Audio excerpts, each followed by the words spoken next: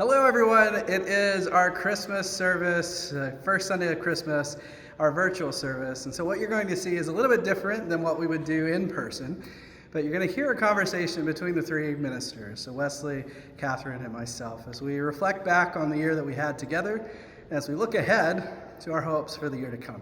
So I hope you'll enjoy this, and I hope you'll take some notes for yourself and let us know about it too. Merry Christmas, friends. So good to be with you for our Christmas service, our new tradition, online virtual worship together to celebrate the holiday with family, but also to still be connected together. We're so glad you're with us for this, and we've got, I think, a pretty good discussion ahead for everybody. So, I don't know, first question that comes to mind for me, if you were to look back at 2024, what's a highlight or two for each of you? When I think about 2024, I think about, of course, the music side of things, which is what I focus on here. We're sitting at one of the biggest things that's most physically notable, the Barclay Wood organ. And that was interesting because it's something we started years ago. It's something that got interrupted. And I think so many people were involved in that here at the church that it was this thing of hope. Like, for a while, we didn't know what was going to happen, and we had these big plans, we had these big dreams, and then we had to focus on safety. We had to focus on making sure people were physically safe. We had to figure out what does worship look like in the post-pandemic era. But it became clear that that dream we had all these years ago was really going to be possible. And I just saw so many people come together and do so many different elements about this. Yes, a bunch of people gave money, but also dozens and dozens of people volunteered in like so many ways, more than I can even count, and it became this really energizing thing. And at the end of the day, there's actually like sound you can hear, a voice of worship in some sense that is a testament to how people pulled together and didn't give up on the dreams that they had.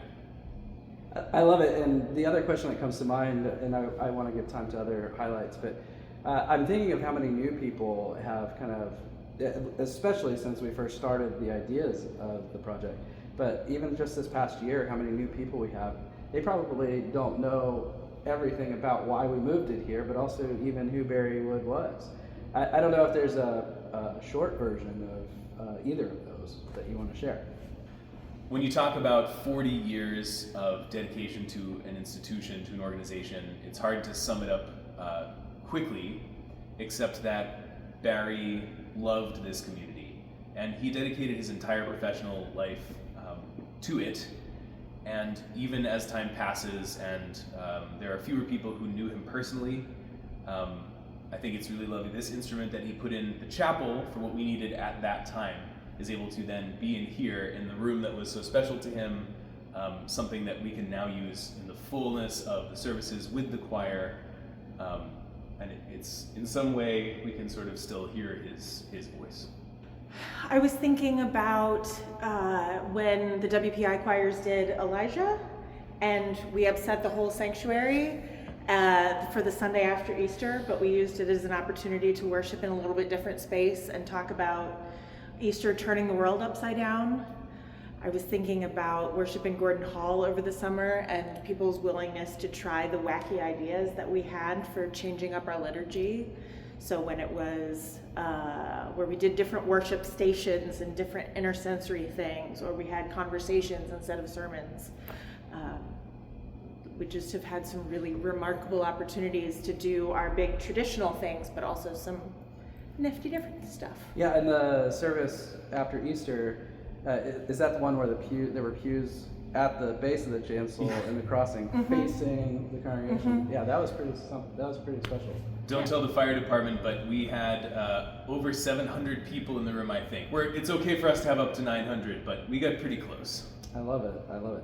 Yeah, we're not quite at the point where we're putting chairs in all the aisles, but we could get to that point maybe next year. Yeah. I'll throw one in for me. I'm coming back from sabbatical around this time last year, and knowing you all had done so much of the heavy lifting, but also our lay leaders were helpful with that. But to come back and kind of that reacclimation was a little bit more than I expected it to be, I think, on the one hand. On the other hand, I think I could tell a difference in the congregation, in the staff too, the confidence, the ability to have kind of done something on your own without me nagging about anything. I'm kidding, but I still nag. But no, but to come back and people, like, they wanted to know how the sabbatical was, of course, initially, but then it was kind of like, here's what we did, here's what we're doing, or here's where we're going. And so to kind of have some people that were a part of that was really neat to see, because you just don't know. I mean, it's not that it's dependent on the minister or the ministers so much, but like part of the sabbatical experience is to let go for yourself, but to then see that the congregation picked up what was there, the leaders picked up, was really, that it was touching, I think, is maybe, and I was proud in like a non-paternal kind of way, just really proud of everybody making it work, and both of you as well, and the rest of the staff. So that's a highlight for me. Technically, I came back in December, but really those first 6 months were just kind of getting back into the groove. So in this day and age, a choir of people who can cover all the parts and who can work together effectively and make beautiful music together is not something you can take for granted. And you think about this county, 1 million people, there aren't that many churches that are able to put forward a sort of full choir that has robust part coverage. I am so proud of this community. I won't go into specifics. A bunch of individual choir members have really developed their own voices and explored other parts of their ranges, which has been really impressive to see. It's sort of a risk. But you know what?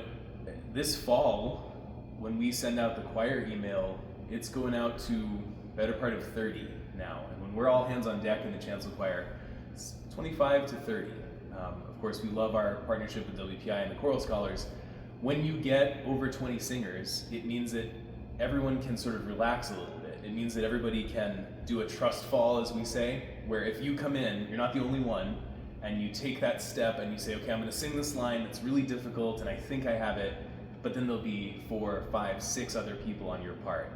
You can do it with 2 on a line. Like, you can get it done, but it's really taxing and challenging. So this this growth of the choir has been so cool. It opens up the community potentials. It makes people feel really comfortable, and it lets even the choir themselves sort of throw their heads back and worship and not just be concerned about the logistics of the service. So I am so grateful for that. I love that too, because you grew the choir in new members, but a lot of those people are new to the church, and we don't always see that either, that a new person hops right into choir. But I think it's like half a dozen or something new people in choir, and I think each of them are new, or almost all of them are new to the church, which just is an example of how many new people we have in the church. Especially over the last year or two, dozens.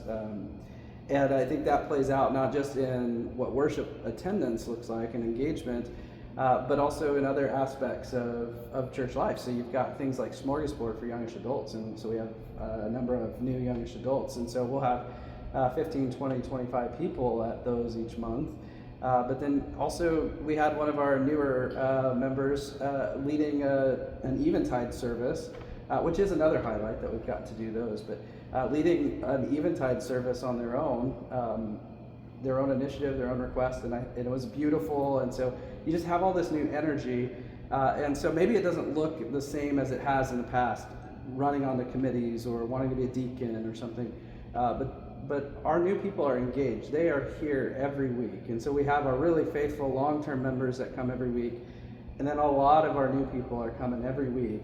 And so then we have that gap in between that we want everyone else to kind of get into attendance shape too, I suppose. But new year, new congregation. So I'm loving that. It adds an excitement for each of us too, because I think if they weren't coming, the attendance would be what it would be, and we're always grateful when people show up. But there's just something about getting to critical mass that really just makes it all that much more meaningful and impactful. So I'm really happy about that. I also think it's a sign of the ways that we love each other really well. The staff and ministers all like and respect each other, which is not true everywhere, as you both know. The congregation shows love and concern for one another, for our community. I'm thinking about all the work we've done with our Haitian asylum seeker partners. Yes. And the love and care that the congregation has shown me as I've been grieving the loss of my dad.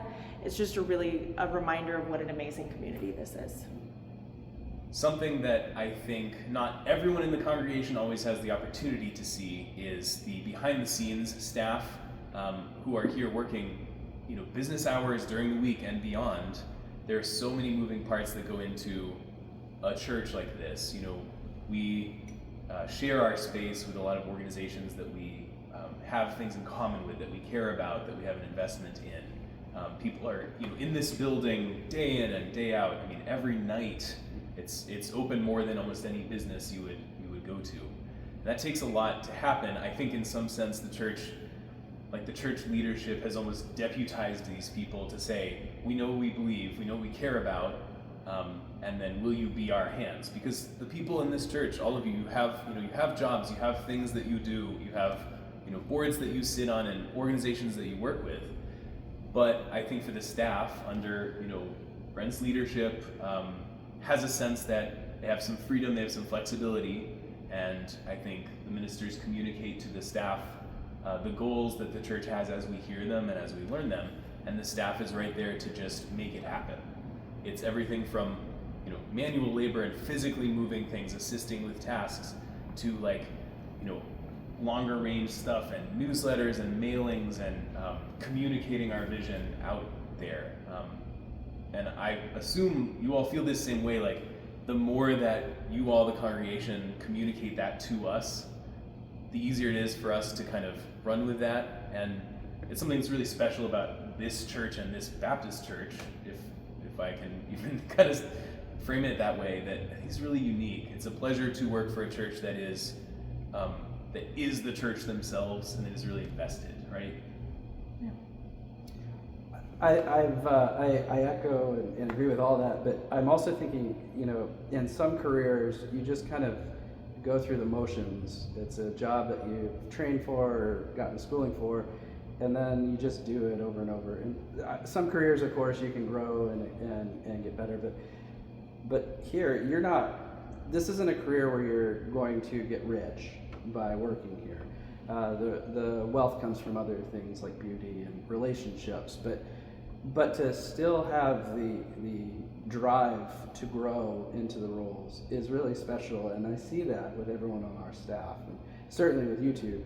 And again, I'm growing too. We're all continuing to get better, or stretching, or becoming more skilled at X, Y, or Z. And so you have our support staff, as you're describing, and our other staff.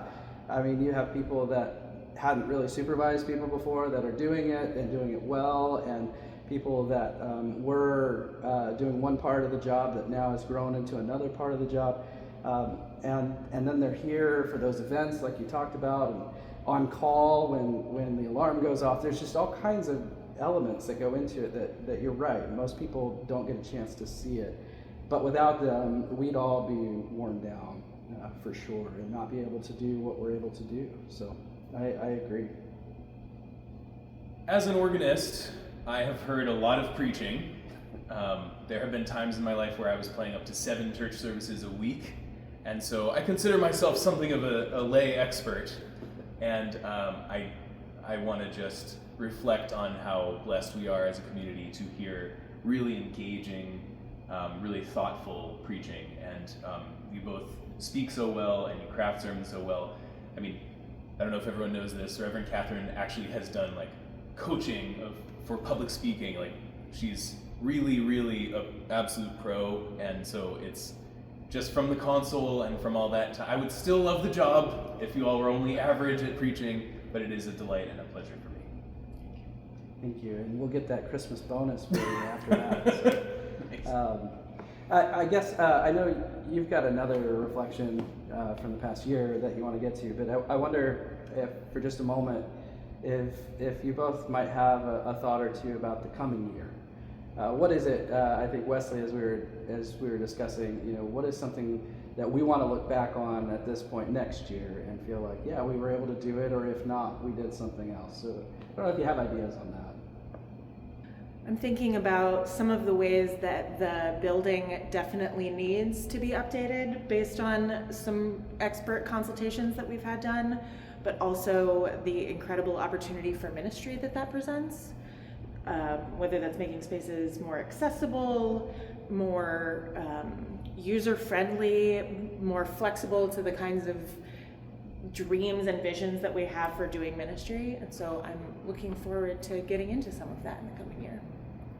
This is an exciting year from my perspective because we will be having our first William Ness concert that is not the initial dedication of the instrument. And so that's a step out to say, well, we had this vision for what that concert could be in the community.